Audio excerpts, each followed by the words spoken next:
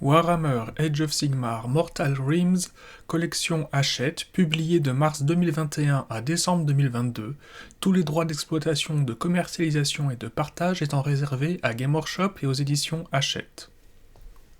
Les royaumes mortels. Situés dans un cosmos de pure magie, les royaumes mortels sont si vastes que même les dieux ne peuvent prétendre les avoir explorés dans toute leur gloire. Ils sont tous extrêmement différents, et pourtant ils sont liés par les lois de la réalité, impossibles à briser. Si, au sein de la magie tourbillonnante de l'éther, les royaumes mortels sont des bulles d'énergie cristallisées en paysages d'une majesté et d'une ampleur extraordinaire, entre ces mondes planent des particules de magie non alignées, plus faibles que celles des 8 types de magie alignés qui existent dans les royaumes mortels. Cet espace est appelé vide éthérique, ou grand néant. C'est ce nom-domaine qui forme la voûte des royaumes.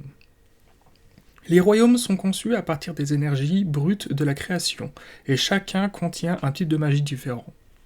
Cette dernière est faible au cœur du royaume et difficile à distinguer, même pour les individus doués de double vue.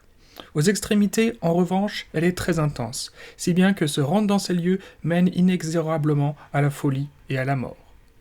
Tous les royaumes mortels ne se ressemblent pas plus qu'ils n'obéissent aux mêmes lois. Shamon, par exemple, est un amalgame déroutant de ce royaume qui change constamment, comme s'il s'efforçait d'atteindre l'alignement parfait. Ish, le royaume de la lumière, et Ulgu, le royaume de l'ombre, sont quant à eux éternellement liés car l'ombre ne peut exister sans la lumière. Ces deux mondes gravitent l'un autour de l'autre en une orbite éternelle, éclairant et éclipsant les autres royaumes mortels. Entre ces deux royaumes opposés se trouve Ulgish, autre mystérieux sous-monde au croisement de la lueur et de l'obscurité. Aussi appelé le crépuscule caché, Ulgish a été utilisé par des êtres comme prison magique pour leurs ennemis ou ceux assez fous pour les courroucer. Malgré l'incroyable puissance magique qui les entoure, il existe de nombreuses régions habitables dans chacun des royaumes mortels. Un grand nombre d'entre elles sont interconnectées par des portails baptisés portes de royaume, permettant aux mortels de se rendre d'un lieu à l'autre. Malheureusement, les forces du chaos ont corrompu bon nombre d'entre elles, et ceux qui les traversent risquent de se perdre pour l'éternité, jetés dans le royaume du chaos, ou dans le néant du vide éthérique. Les rares voies demeurées sûres sont jalousement gardées par ceux qui les contrôlent, depuis l'aube de l'âge de Sigmar.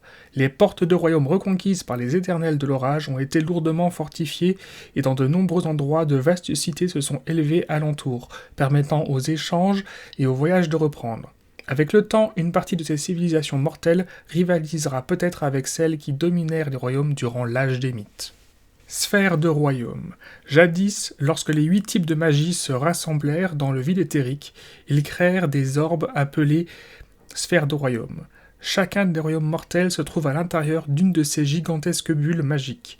Ces sphères renferment les grands continents, îles et royaumes qui constituent les 8 royaumes mortels, tous flottant dans ce tourbillon gazeux. Ghiran. Ghiran fut formé au sein d'une sphère du royaume de magie de la vie, créant de vastes continents luxuriants tapissés de forêts et de jungles. Les confins de ces domaines sont si saturés de magie de jade que les bois sont totalement impénétrables. Azir. Azir est un maelstrom étincelant d'énergie céleste. C'est là que le dieu roi Sigmar arriva dans les royaumes mortels et il en fit depuis son siège de pouvoir.